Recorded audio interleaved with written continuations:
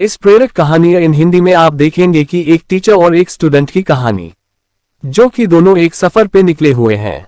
उनके साथ क्या क्या होता है, चलिए जानते हैं। एक बड़ी छोटी सी कहानी है एक टीचर की, जो अपने स्टूडेंट के साथ घूमने निकले थे। एक गांव से दूसरे गांव जाते हो और एक शहर से दूसरे शहर जाते, यही उनका घूमने का तरीका था। जो कि घूमने निकले हुए थे तो जहां पर भी शाम में रुकते थे वहां पर प्रवचन देते और उससे ज्यादा बात नहीं करते, क्योंकि उन्हें शांत रहना पसंद था। लेकिन उनका जो स्टूडेंट था उनको दुनिया की चीजों में और दुनिया की बातों में बड़ा इंटरेस्ट था। दूसरों की जिंदगी में ताका झांकी करने में यकीन रखता था और लोगों से ज्यादा बात करना उसे बहुत पसंद था। उस लड़के के टीचर को यह सब बातें पसंद नहीं थी।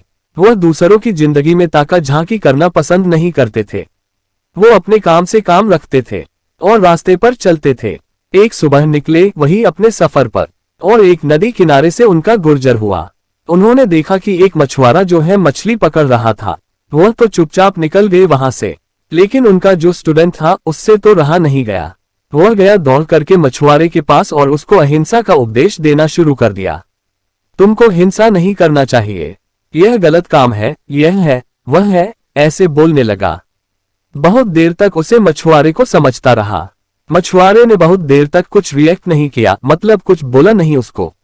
लेकिन जब वह स्टूडेंट बोला ही जा रहा था और ज्ञान पर ज्ञान दिए जा रहा था, तो जो मछुआरा था वह फिर शुरू हो गया। फिर दोनों के बीच बहस शुरू हो गई। वही कि मछुआरे ने कहा, यह मेरा काम है, मुझे मेरा काम करने दो, तुम क्यों मेरे काम में टांग अड़ा रहे हो। धीरे धीरे बहस बढ़ती गई और झगड़ा शुरू हो गया। वह टीचर आगे जा रहे थे, उन्होंने शोर सुना और पीछे मुड़कर देखा तो स्टूडेंट और मछुआरे का बहस शुरू हो चुका है। तो उन्होंने दौड़कर आया और उस स्टूडेंट का हाथ पकड़ा और उसको खींच के वहां से लेकर चले गए। उन्हें अपने स्टूडेंट का हालत मालूम था। उसे समझाने लगे कि तुम क्यों उलझते हो लोगों से। स्टूडेंट ने कहा, क्या आपने देखा नहीं टीचर जी, वह आदमी को गलत काम कर रहा है, मैं उसे शिक्षा दे रहा हूं कि हिंसा नहीं करना चाहिए, अहिंसा का रास्ता अपनाओ। तो टीचर ने कहा, तुम क्यों उसे शिक्षा दे रहे हो और तुम उसके पीछे क्यों पड़े हो।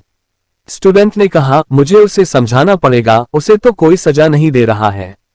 यहाँ के राजा ने भी कोई ऐसा रूल नहीं रखा है कि ऐसे लोगों को सजा दिया जाए। उद्धरण चिन्ह।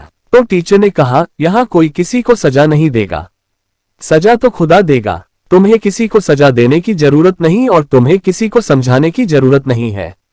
स्टूडेंट ने कहा, वह क्या किसी को सजा देगा।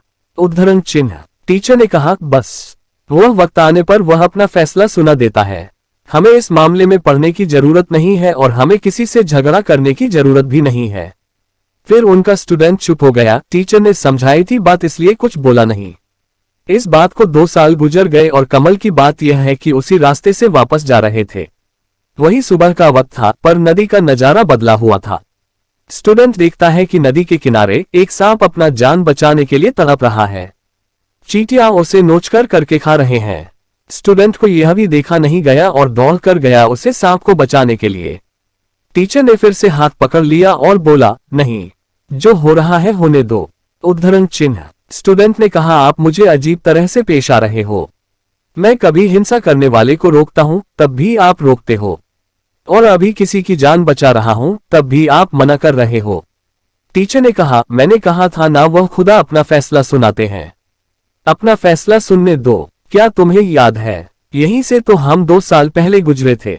यह जो सांप है यह मछुआरा है और यह जो चींटियां हैं यह मछलियां हैं। ये दूसरा जन्म ले चुके हैं।